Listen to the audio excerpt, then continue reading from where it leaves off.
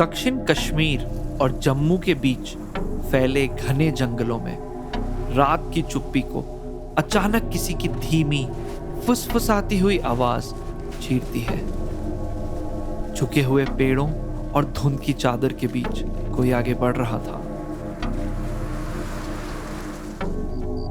यहाँ से 15 किलोमीटर बाद एक बड़ी खाई आएगी। बर्फ कम है, रास्ता साफ रहेगा। वहां से सिर्फ 5 किलोमीटर दूर जम्मू में हमें TSF के सिपाही मिल जाएंगे। वो हमें हमारे मुल्क, हमारे घर, हमें सही सलामत लेकर जाएंगे। पाकिस्तानी आर्मी की वर्दी पहने एक आदमी अपने पीछे चल रहे 4 साथियों को रास्ता और प्लान समझा रहा था। उसके साथियों में हाशिफ, सुलेमान दोनों आर्मी की वर्दी पहने हुए थे, जबकि अली ने सिर्फ कुर्ता पजामा पहना हुआ था। उनके डरावने चेहरे जो जंगल के अंधेरे और चंद्रमा की हल्की सी रोशनी में और भी भयानक लग रहे थे, धीरे धीरे पेड़ों के साए में चलते जा रहे थे। तभी हाशिफ को अपने पीछे एक तेज चमक महसूस होती है। वो अचानक मुड़ता है। पीछे अंधेरे में उसका साथी कुर्ते पजामा पहने अली खड़ा हुआ था। हाथ में मोबाइल की रोशनी चमक रही थी। बदजात, तुझे फोन रखने की इजाजत किसने दी? बता, कौन है तू और कहां से आया है? हाशिफ भाईजान, अल्लाह के वास्ते उसे माफ कर दीजिए, यह हमारा ही आदमी है। जब फोन या सिग्नल वाली चीजें लाने से मना किया था, तो ये यहाँ फोन लाया क्यों? अली ने हाथ में फोन आगे किया। हाशिफ ने बिना कुछ कहे उसका फोन जमीन पे फेंका और पैरों से कुचल दिया। हमारी मंजिल ज्यादा दूर नहीं है और अब हमें बेवकूफों की भी जरूरत नहीं है। हाशिफ ने अली को चीर डाला। खून की बूंदें बर्फ पे गिरती हैं। उसकी लाश को वहीं छोड़ के वो आगे बढ़ गया। उसकी आंखों में ना कोई पछतावा, ना कोई झिझक, जैसे उसके लिए कोई आम बात हो। कुछ देर बाद हाशिफ को फिर से एक तीखी रोशनी महसूस होती है। वो तुरंत राइफल लोड करता है और पीछे मुड़ता है। दूर आसमान में कई फाइटर प्लेन टॉर्च की तरह गश्त कर रहे थे। घने पेड़ों और गोल पहाड़ियों के बीच छुपते छुपाते उन्होंने खुद को किसी तरह बचा लिया था। भारतीय सेना उनके पीछे लगी थी, लेकिन वे सभी किसी तरह उस गहरी खाई तक पहुंच चुके थे। काफी मशक्कत के बाद उन्होंने खाई पार कर ली थी।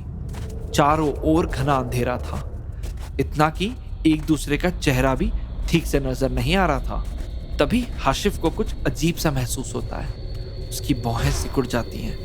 वो मन ही मन सोचता है, जब हम खाई की दूसरी तरफ थे तो हम 3 लोग थे, लेकिन मुझे यहाँ 4 लोगों के चलने की आवाज क्यों आ रही है? ऐसा कैसे हो सकता है? रुको, एक बार सब रुक जाओ और गिनती से आगे बढ़ो। चलो चलो।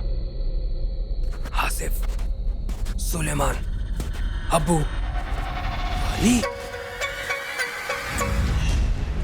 हाशिफ की आंखों में पहली बार डर की हल्की सी झलक दिखाई देती है, क्योंकि चौथी आवाज अली की थी, जिसे उसने खुद अभी कुछ ही देर पहले मार दिया था। भागो यहाँ से, भागो भागो भागो, निकलो। हाशिफ, सुलेमान और अबू वहां से जान बचाकर भागने लगते हैं। जंगल की नमी और पत्तों की सरसराहट के बीच उनके पीछे घोड़े के दौड़ने की आवाज तेज होती जाती है। हासिफ भाई, ये वही घोड़े वाले का भूत है। अबू की चीख एक झटके में थम जाती है, जैसे उसकी आवाज को किसी ने निगल लिया हो। लेकिन हाशिफ और सुलेमान रुकते नहीं हैं। वो अपनी जान बचाने के लिए अंधेरे में दौड़ते जाते हैं और तभी उनकी नजर एक चमकते हुए चिन्ह पर पड़ती है। TRF, द रेजिस्टेंट फ्रंट, जो लश्कर तैयबा का छाया संगठन है।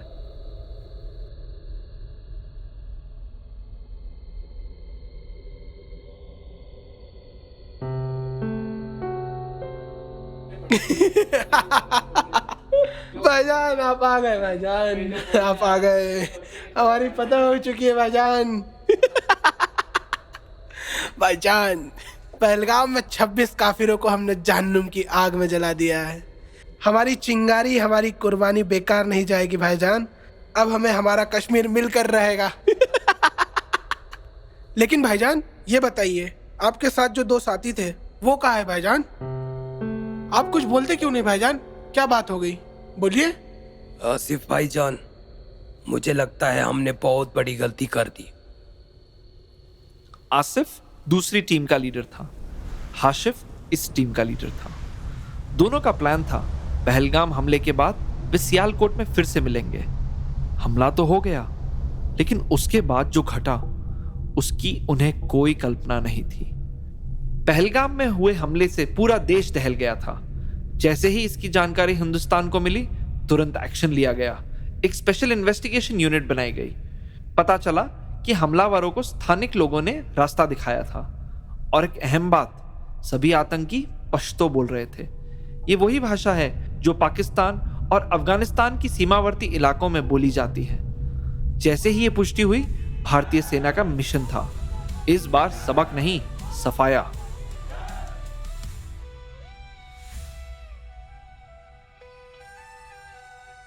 इसी बीच मूसा, सुलेमान और आसिफ छुपते छुपाते सियालकोट पहुंच चुके थे। घटना को 5 दिन बीत चुके थे।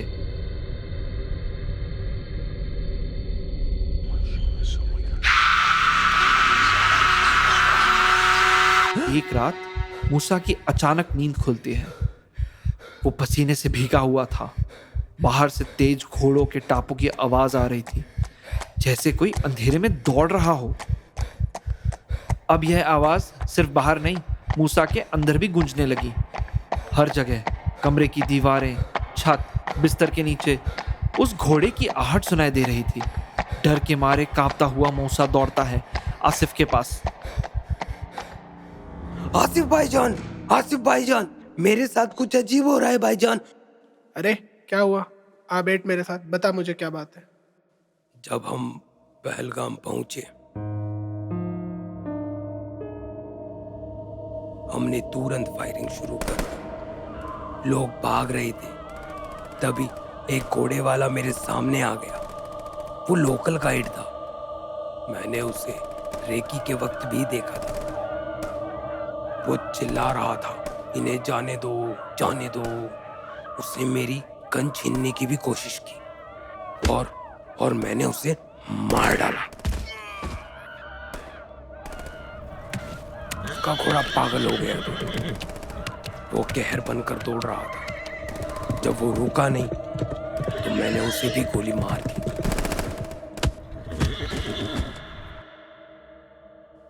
लेकिन आसिफ भाई, जब भी मुझे उस घोड़े की टापें सुनाई देती है, मैं सो नहीं पाता हूँ। खाली कमरों में उसका चेहरा दिखता है। अगर ये आवाज बंद नहीं हुई तो मेरा दिमाग फट जाएगा। हद हो गई है। लगता है हमला तेरे दिमाग पर हुआ है। मैंने भी सैकड़ों काफिरों को मारा है। देख मेरी आंखें, कोई डर है? नहीं ना। वो सुलेमान, उसने एक ऑफिसर को उसकी बीबी के सामने मारा। वो डर रहा है? नहीं ना। रुक, उसे बुलाता हूँ। सुलेमान, सुलेमान, सुलेमान, सुलेमान। दोनों सुलेमान को ढूंढते हुए उसके कमरे में जाते हैं, लेकिन वहां का दृश्य उनकी रूह तक को कपा देता है। सुलेमान की आंखें फटी हुई थी। उसके हाथ पैर उल्टे मोड़े हुए थे, जैसे किसी ने उन्हें जबरदस्ती तोड़कर मोड़ दिया हो। उसके मुंह से खून बह रहा था और वो अपनी अंतिम सांसों में सिर्फ एक बात कह रहा था, हमने जो गुनाह किया, हमें उसी की सजा मिल रही है। सुलेमान की रहस्यमय और भयानक मौत के बाद आसिफ और मूसा का दिल दहक उठता है। कुछ ही दिनों में वे सियालकोट से निकलकर मुजफ्फराबाद आ जाते हैं, एक ऐसा इलाका जहां आतंकवादियों के कई गुप्त कैंप फैले हुए हैं। इस माहौल में एक रात आसिफ एक ताबीज मूसा को देता है। यह ताबीज हमारी खैर रखेगा मूसा। यह हमें हिम्मत देगा और उस साय से लड़ने के लिए हमें ताकत अदा फरमाएगा। इसे पहन लो मूसा, ये लो। मूसा बाहर निकलता है। घाटी में एक अजीब सी खामोशी है। तभी घोड़ों की आवाज गूंजने लगती है। मूसा चौकन्ना हो जाता है। सामने वही लोकल गाइड खड़ा था, लेकिन अब उसके सिर में गोली का घाव है। खून रिसता हुआ, फिर भी उसकी आंखों में अजीब सी रोशनी है। तुम्हें कश्मीर नहीं, तुम्हें जंग चाहिए, वो जंग जो तुम्हें जिंदा रखती है। हम काफिर नहीं, तुम काफिर हो, जो मजहब को हथियार बनाकर बेगुनाहों को मार रहे हैं। तुम्हें जन्नत नहीं, जहन्नुम मिलेगा।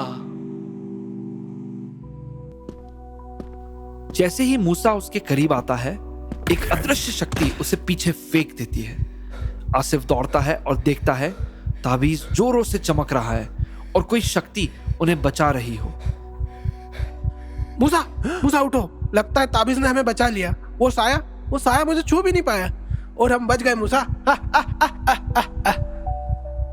रात की 1 बज चुकी थी। तभी एक जोरदार रोशनी बाहर चमकती है। वो बाहर आते हैं। चारों तरफ आग की लपटें, हवाई हमले और गूंजते धमाके। फिर अचानक वो सब सामने खड़े होते हैं, जिन्हें उन्होंने पहलगाम में मारा था। उनमें वो लोकल गाइड भी था। मरे हुए लोग, अब उनकी आंखों में नफरत की आग जल रही होती है।